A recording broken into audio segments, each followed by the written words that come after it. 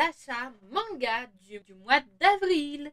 C'est parti. Donc on a une petite pile de mangas et on va commencer par les mangas. Les 48 heures BD du coup. J'en ai acheté 4. On va commencer par le tome 1 de Wakfu, donc la quête des Dofus Eliatropes. Je suis désolée, je ne sais pas prononcer. Alors, je crois qu'il y a une série avant de manga. Ça doit être une petite hors-série ou un spin-off de Wakfu en vrai. Parce que je me suis un peu perdue. Je pense pas acheter la suite parce que je me suis perdue. Et je pense que ça doit être un spin-off.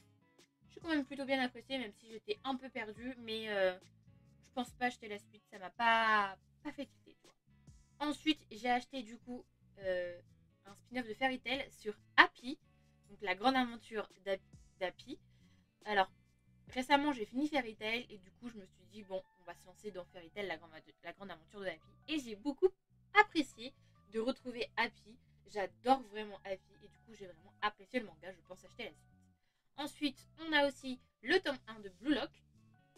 J'adore le foot dans les mangas et je me suis dit, je vais tester ça. Alors pour l'instant, c'est pas trop ça, mais je compte quand même continuer un peu la série pour voir si ça me plaît vraiment pas ou si ça me plaît en fait. Je suis un peu mitigée, tu vois. Et j'aime beaucoup les dessins par contre. Ensuite, un manga que j'avais déjà lu mais que je voulais relire, le tome 1 de Perfect World, toujours en 48 heures de BD. Je l'avais déjà lu au collège, il me semble. Il y a des moments où je m'ennuyais, mais en vrai, si un jour j'ai l'occasion d'acheter la suite, bah pourquoi pas, tu vois. Ensuite, on passe au manga des offres, tome 1 acheté, le tome 2 offert. Donc, il y a beaucoup de nouvelles séries, alors que de base, je me suis dit 2023, je n'achète pas de nouvelles séries. Mais là, j'étais obligée et c'était grave rentable pour le coup. Donc, on a le tome 1 et 2 de Demon Slayer. Donc, j'ai vu la saison 1. Je n'ai pas regardé la suite, mais la saison 1 m'a...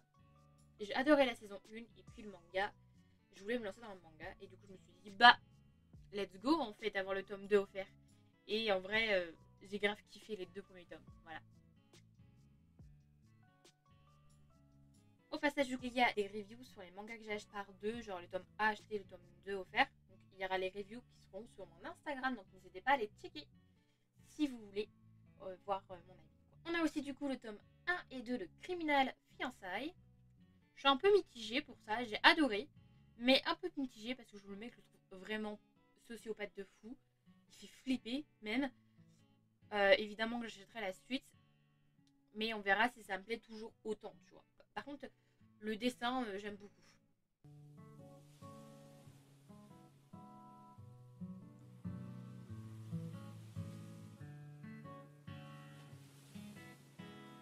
Ensuite, du coup, les 2 derniers, c'est les tomes 1 et 2 de A Couple of Cuckoos.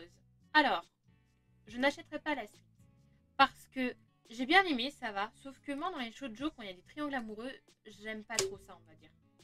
Genre vraiment, à partir du moment où il y a une autre meuf qui s'est impliquée dedans, je m'ennuyais. Voilà, je me suis ennuyée. En fait, c'est classé shonen, je crois. Mais pour moi, c'est un shoujo triangle amoureux. Du coup, bah, je suis pas forcément hypée dessus. Donc, par contre, j'ai bien aimé les dessins. Les covers, elles sont magnifiques, par contre. Mais voilà, j'avais pas... Ça m'a pas donné envie de lire la suite, quoi. Ensuite, le tome 10 de Love Fragrance. Je suis à jour. Je l'ai lu, j'ai adoré. Je commençais à m'ennuyer dans les 8e et 9 tomes. Je commençais à m'ennuyer. Et puis le 10, il m'a redonné la pêche. Il reste un tome et j'ai trop hâte qu'il sorte. Parce que j'ai vraiment adoré. J'aime vraiment leur histoire d'amour. C'est trop chou. Ensuite, du coup, on continue sur les continuités de série. On a le tome 7 de The Promised Neverland. Je suis désolée comment je prononce ça. Le tome 8.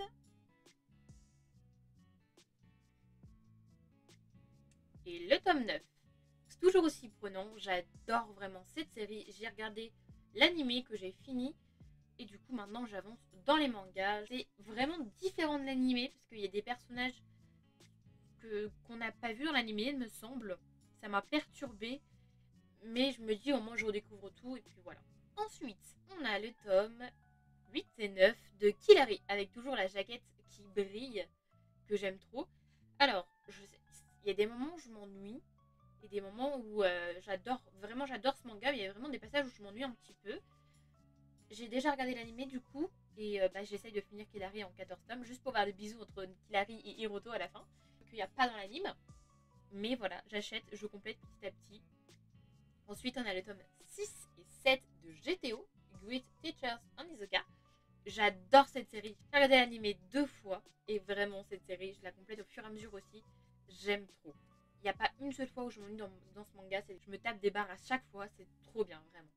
Ensuite, Tokyo Revengers, je me suis mis à jour avec le tome 19, 20, 21 et 22. Le mois dernier, j'avais acheté le tome 23 en édition collector et du coup, je suis à jour dans ma lecture. J'ai adoré tous ces tomes. C'est mon shonen préféré de 2023, on va dire, c'est ma révélation. J'ai vraiment adoré. Depuis que j'ai fait une relecture, j'ai hâte de voir la suite. Ça faisait longtemps qu'un manga m'avait pas donné autant de frissons, Je pleure moitié à chaque fois parce qu'il y a des morts et tout, mais voilà. Voilà, j'ai tout le temps envie de savoir la suite à chaque tome. Je m'ennuie pas une seule fois. Waouh, je les ai carrément enchaînés. On va dire que je les ai lus d'une traite en une journée. Voilà, tellement ça se lit vite. Hop. Du coup, le cadrage a quelque peu été décalé parce que nous sommes un nouveau jour et que je viens de recevoir des choses que j'attendais depuis un bon moment. Donc, voilà.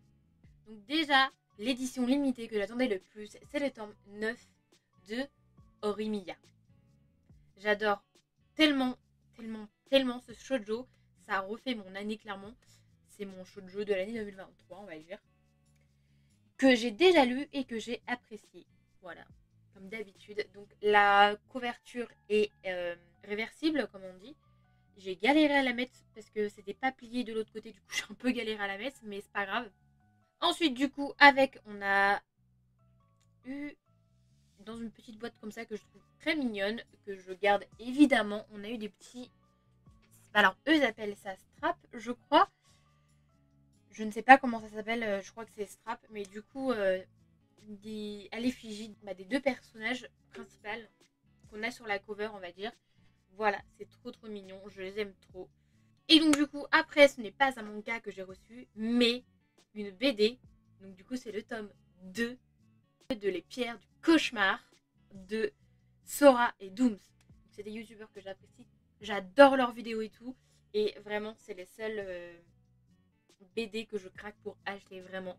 J'achète pas de BD de base, mais là, j'étais obligée. J'avais déjà le tome 1, honnêtement. Et j'avais grave apprécié. Et ça fait un an qu'on attend le tome 2. Que ce soit le tome 9 de Horimiya ou le tome 2 de Les Pierres du Cauchemar. Je les ai déjà lus le jour où je l'ai reçu, clairement. J'espère que vous avez apprécié cette petite vidéo achat manga et BD du coup. Si c'est le cas, n'hésitez pas à lâcher un like, commenter si vous souhaitez. Et n'oubliez pas de vous abonner et d'activer la cloche de notification pour ne pas louper les vidéos achat manga ou BD ou roman. Je vous dis à la prochaine vidéo. Annyeong!